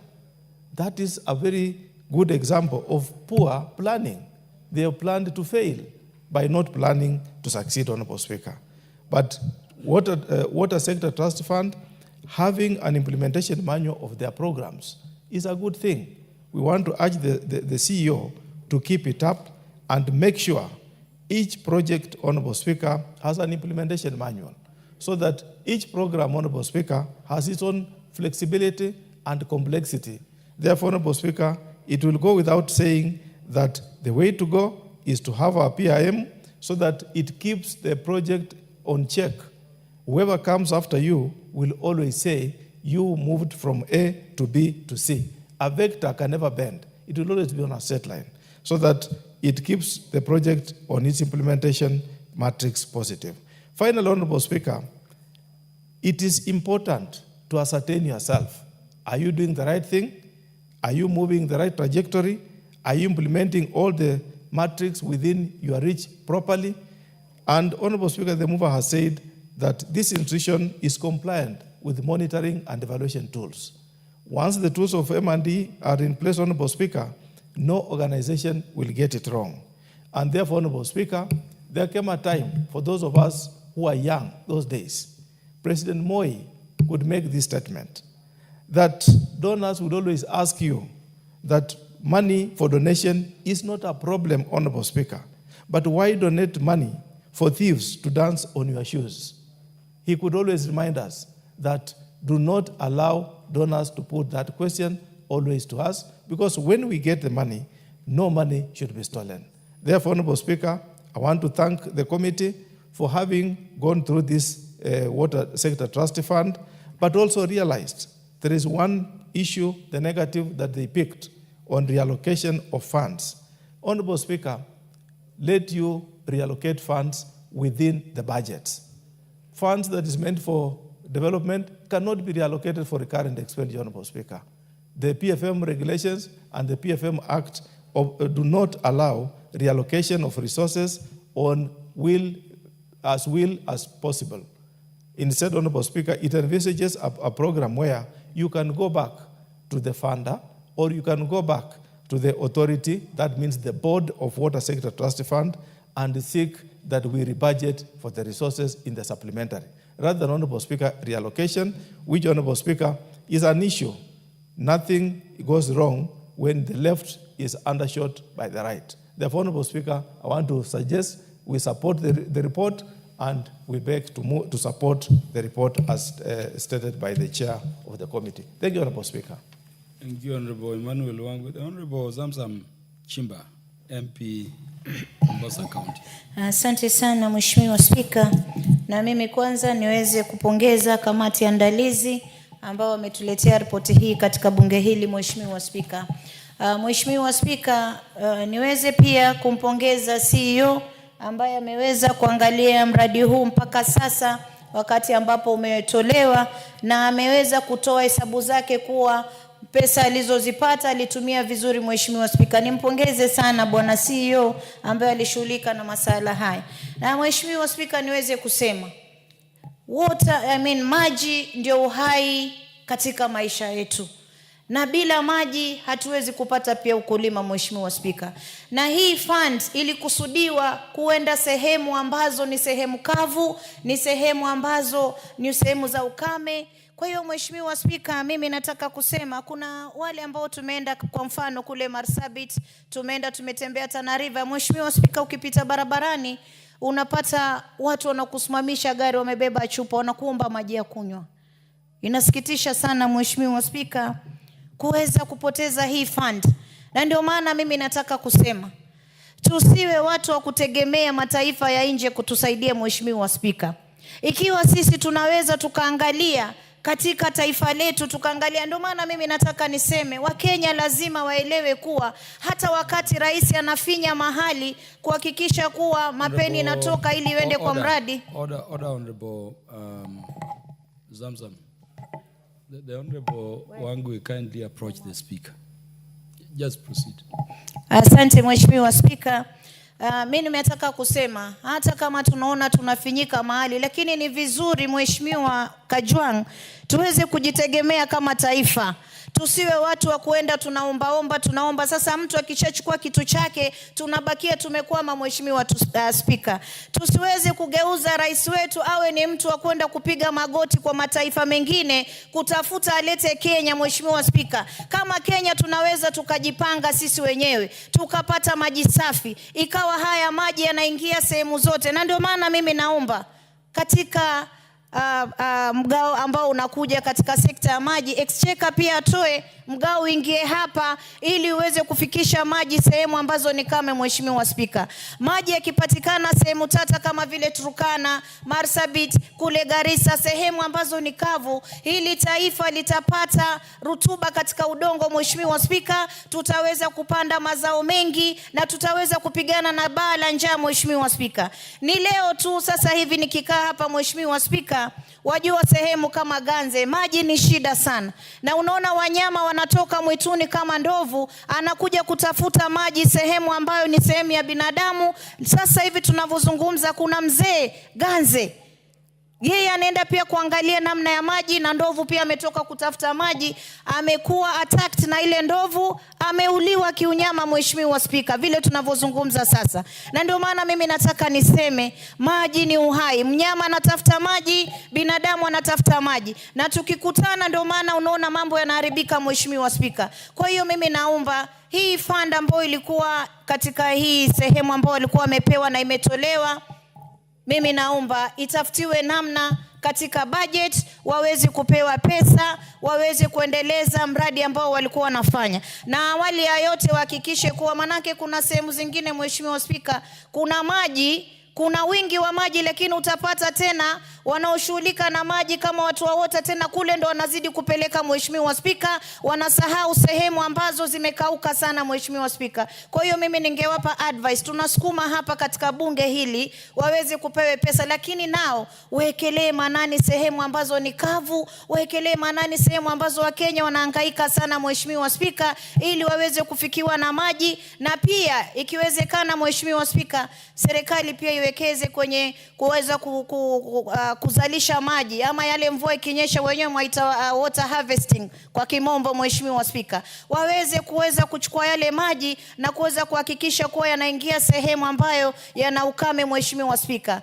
Lakini la sivyo itakuwa sisi kila siku tuamtuma rais, nenda ukaombe, anaomba huku, tutamwacha atakuwa bega, Mheshimiwa Spika, atakuwa anaitwa majina mengi. Sisi tunaweza tukajimudu kwa budget ambayo tuko nayo, tukahakikisha sehemu ya budget, kwa sababu maji ndio inaleta uzao wa vitu vingine vote, Mheshimiwa Spika, inaleta agriculture, tutazalisha vyakula, tutazalisha wanyama kwa sababu ya maji, Mheshimiwa Spika. Kwa hiyo mambo muhimu kama maji lazima tuangalie, exchequer aweze kuweka pesa katika hii fund, hakikishe kuwa pesa zimeingia sawa sawa na Kenya inapata maji bila sisi kumshutumu ama kumshurutisha rais kwenda kuombaomba kule nje, Mheshimiwa Spika. Rais pia anachoka, tunaona madeni ni mengi sana, na tukisema atoke akienda kuombaomba, Mheshimiwa Spika, itakuwa tunachekwa kama taifa. Mimi nimpongeze rais kwa zile steps ambazo ameweza kuzichukua hivi karibuni, kuhakikisha kuwa anatafuta mapeni hapa nyumbani. Kwa mfano kama unaona, Mheshimiwa Spika, mambo ya NSSF toka independence, Mheshimiwa Spika, sisi tulikuwa tumewekeza bilioni 300 peke yake, lakini alivyokuja akaona zile 200 toka wakati wa independence akasema hapana, lazima tuongeze kidogo, mtaji uongezeke, na alitumia akili yake kisawasawa. Leo tunahesabu karibu bilioni 700, na pengine tukimaliza hatamu yake hii ya muhula wa kwanza tutakuwa tumefikisha trilioni, Mheshimiwa Spika, na tunaweza tukajikopa tukaingiza kwa miradi kama hii ya maji na vitu vingine, Mheshimiwa Spika. Kwa hiyo mimi nataka kupongeza kamati hii, nimpongeze dadangu kipenzi kutoka kule Migori, Fatuma Full Network, umefanya beautiful presentation, na mimi niseme kamati yako ni kamati ambayo imeangalia mbele na inathamini sana maisha ya Wakenya. Kwa hiyo napongeza sana na naomba kumsupport. Asante sana, Mheshimiwa Spika.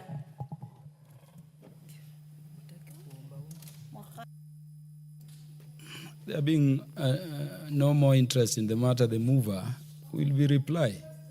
Oh, sorry, there is a single interest, the Honorable Mary Emasi.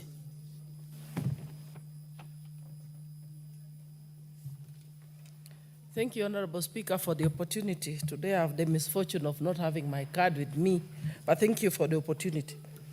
Honorable Speaker, I am a member of this committee, and I think it is important that I support my chair. Honorable Speaker, I have just one observation on our resolutions.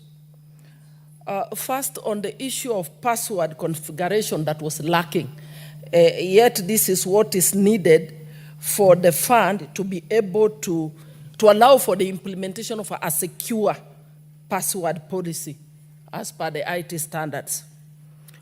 We recommended that there be compliance, that the fund does regularize and therefore do a report to the Auditor General that they have regularized on that issue. And also on the issue of expenditure that was incurred for the installation of a system to manage the operations without following the required procedure in terms of the approvals, we still recommended for regularization and a report given to the auditor. But I feel we are being too lenient. I see this in many reports. We are recommending the accounting officer to comply, to regularize. I think we are being too lenient. I think going forward, these regulations are provided for in the PFM Act, and the accounting officers are required to comply. So I think we should review the regulation if there's no provision for some punitive action against accounting officers that are deliberately refusing or failing to comply, Honorable Speaker. But having said that, I must say, among the reports we have seen, this is a fairly well-managed fund. Because as we've been told by the chair, they have a robust risk management policy and framework, which enhances risk management, Honorable Speaker, so that they have a way they're able to follow through the operations, the implementation from the procurement stage all the way to the completion of a project. They also have a regular governance assessment for various water providers within their institution. We also noted that despite the fact that there were delays in disbursement of resources for the projects, it was explained that it was as a result of delays in disbursement of funds provided by the donors and GOK, probably because of the delays in the GOK matching funds, and the response was satisfactory. We want to commend the fund for that. And also, they have developed a project implementation manual, which you find in most cases is lacking in many institutions. So it is a very organized fund in the manner in which they are running this project, the water trust fund. So I want to say that we also noted that they provided adequate funding, adequate resources to strengthen their monitoring and evaluation in the organization. And therefore, this, of course, guarantees improved accountability and also evidence-based decision-making, so that when they're making decisions, they're based on data. So we commend the CEO of this fund for doing a good job. Thank you, Honorable Speaker. I support. Yeah, that being the last request to speak to this motion, the mover will now reply. Thank you, Honorable Speaker, once again for this opportunity. I want to thank all the honorable members who took their time, followed into the report, read it carefully, and contributed positively. I must also say that our committee, I want to recommend the committee for sitting long hours to make sure that we give a considerable report on this matter, considering that water is life, and every Kenyan is interested in knowing what water fund does. I must also congratulate the CEO that he has given us an easy job whenever we requested him to supply us with any material that needed to be used in this report writing, in this consideration of the report. He did work promptly with us. He honored all our invites to the committee. We invited him severally, queried severally, and he replied us to satisfactory. I also thank the Auditor General's Office for making our work easy, and our support staff for making our work easy. I thank the Honorable Speaker and the House for giving us ample time to consider this report and table it today and debate it today. I thank Almighty God for all our lives and all members who contributed, and those who were not able to contribute for other reasons, I do thank them all. May Allah bless you all. Thank you, Honorable Speaker. Honorable Speaker, I request that we defer putting of the question, pass it to Standing Order 53/3 to a later date. Thank you, Honorable Speaker. Your request is granted. The putting of the question to this particular motion stands deferred to the future, as and when the House Business Committee will schedule the matter again for the House's consideration. Honorable Speaker, honorable members, before I call the next order, allow me to recognize a number of visitors in the House who have come from Homa Bay Town constituency in the Speaker's Gallery to observe the proceedings. This is a delegation of young upcoming leaders from Homa Bay Town constituency on a training to observe how Parliament plays a role in governance. The delegation is led by Mr. Stanley Orondo, Mr. Elijah Ojwang, Mr. Seblata Kopany.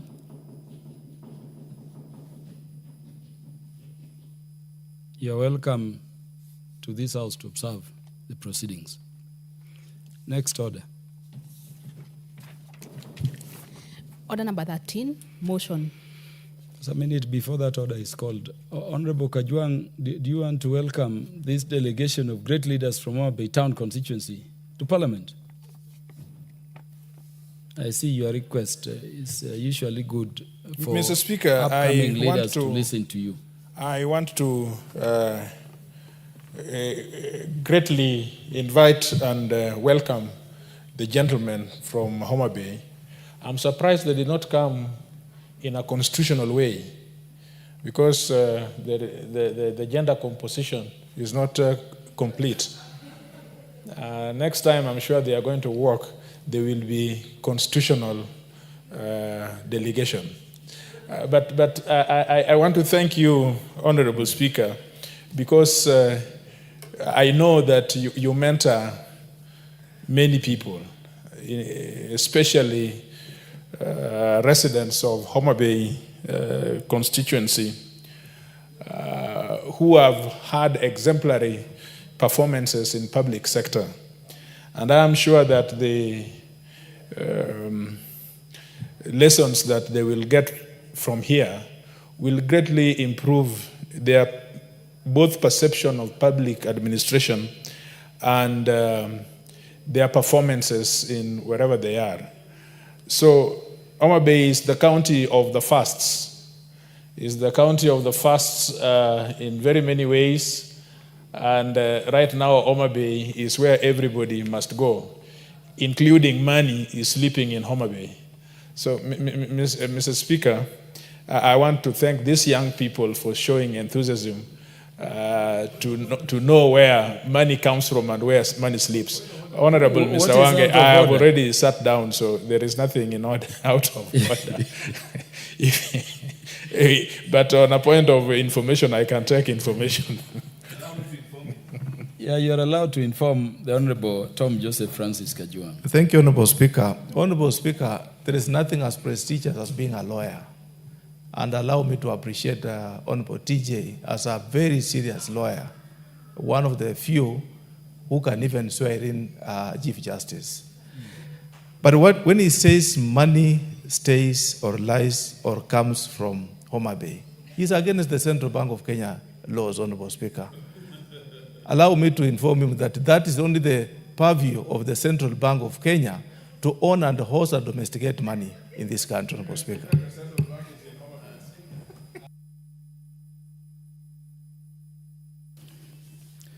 To imply that the Central Bank of Kenya is under the charge of a son of Homa Bay. Could that be so, Honorable TJ Kajwang? Yes, the Deputy Leader of Majority, what is out of order? Nothing is out of order, Honorable Speaker. I also want to join Tom Joseph Francis Kajwang and yourself to welcome the gallant sons from Homa Bay town. This is the future of the nation and the future of the state. And the state is built by young, energetic people that are academically okay. And they are strong pillars of what we want for this country. So I want to welcome you to this hallowed chamber, this august house. I serve here with your member of parliament. He has been one of those anchors of this assembly in terms of law. And we rely on him for many things. He's a very reliable legislator, but above all, he's also a very good lawmaker and also a lawyer. We look forward to when the Honorable Kaluma exits the stage. He should be able to be replaced by stronger people, and I think that is why you train and mentor and get into public service young men and young women of integrity. And therefore, we look forward when Kaluma and I and TJ have retired and we are old people. We want to come back to this house to find you doing better than we have done in our time. So we want to welcome and want to thank you also for the good job you're doing. It's not very easy for a member of parliament to actually train others to be leaders. They always want to fight every young person who pops up his head, or a young girl who pops up his head in leadership. They want to fight them and finish them. But what you're doing is noble, what you're doing is good, and what you're doing is great for the nation. So I want to thank you, Honorable Kaluma, for the good job. Thank you. And karibuni sana. The Honorable Fatuma Mohammed, is there any matter out of order? Nothing out of order. Everything is in order. And I just want to thank you and congratulate you for bringing our young men to this house. I wanted to address the young men and tell them, when you go back home, please tell the constituents that the honorable member seated there today is our speaker, is a gentleman. And I would wish that more gentlemen would come from Homa Bay. Please walk into his shoes. He's a true Christian. He respects his religion. He is a mentor to all of us, especially me. Everything good you see in me, I do get from him. He is my good teacher. And I thank him for that. And I wish that next time you bring some women there, some girls there, so that they can also follow into your suit. There will be gentle ladies after you. Thank you, Honorable Speaker, and congratulations for mentoring our young men and girls. Lastly, Honorable Zamzam Chimba, I hope you will address whatever you want to address in Kiswahili. Asante sana Mheshimiwa Spika, na ndio maana nimeamua nisimame kwa sababu Kiswahili lazima kiwakilishwe. Nichukue fursa hii kwanza kuwapongeza vijana wetu ambao wametoka Homa Bay.